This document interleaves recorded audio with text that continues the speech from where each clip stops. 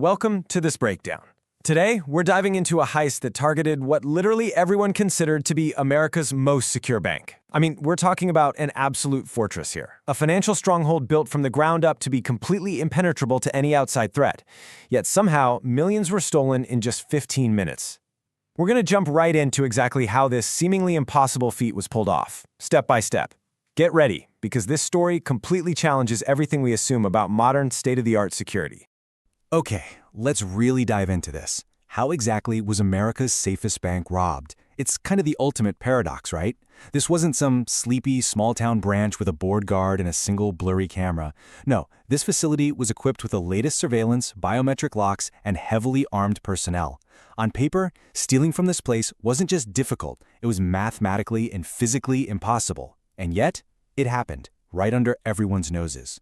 Keep this question in the back of your mind as we unravel this case, because the answer is shockingly simple and honestly, deeply unsettling. Here's the craziest part. No shots were fired and no alarms rang. I really want to emphasize the eerie silence of this whole crime. When we think of a major bank heist, Hollywood totally trains us to expect blaring sirens, explosive charges, and chaotic shootouts. But the reality of this operation was an absolute masterclass in quiet precision. The execution was so flawless, so incredibly smooth, that the physical environment of the bank wasn't disturbed in the slightest.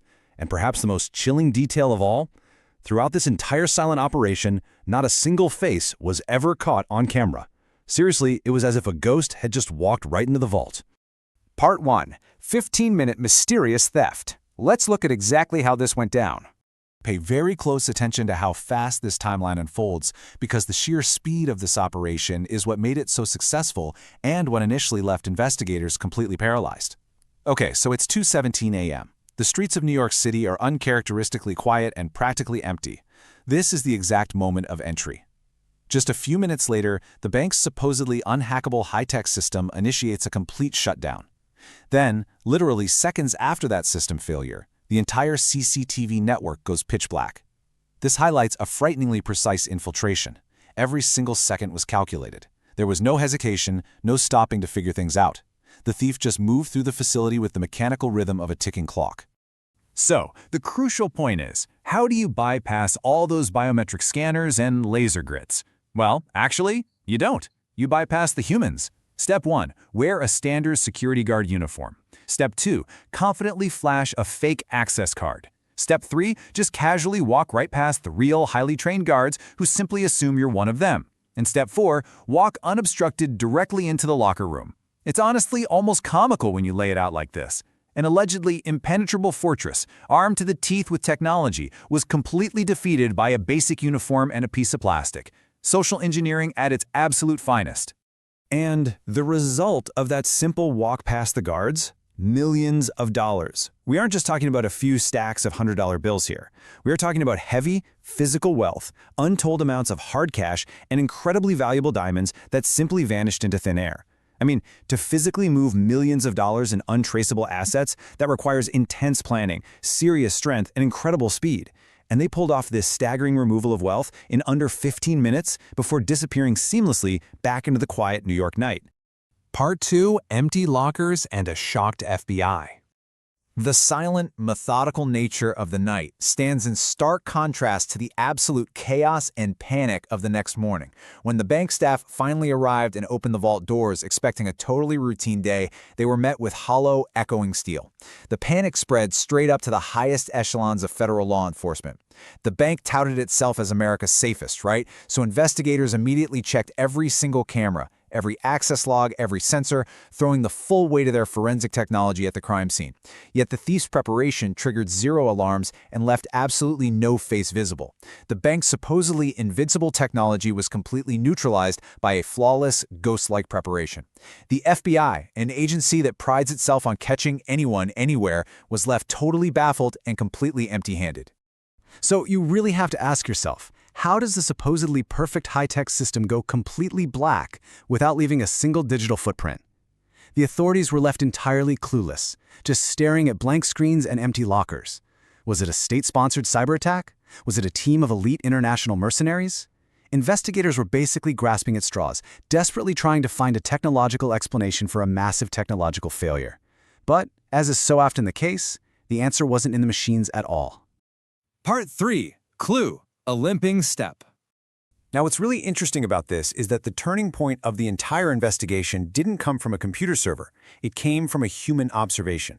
While everyone else was obsessing over code and security logs, Detective Michael was rewatching the very few seconds of grainy footage captured just before the cameras went dark. He was waiting for the perfect crime to unravel, knowing that perfection is an illusion, and he found a completely mundane detail, a slight limp. As the disguised thief walked past the real guards, his gait wasn't entirely smooth. He favored one leg just a fraction of a second longer than the other. A tiny, almost unnoticeable physical flaw. In a heist characterized by absolute technological dominance and flawless infiltration, it was this uniquely human imperfection, a biological quirk, that became the ultimate breakthrough. Once Detective Michael noticed that limp, he stopped looking for international master thieves and started looking inward. He pulled the old employee files. By cross-referencing that physical trait, the limping walk, with the personnel database, a crystal-clear profile emerged. It was a former employee, someone fired just a few months prior, under, well, less than ideal circumstances.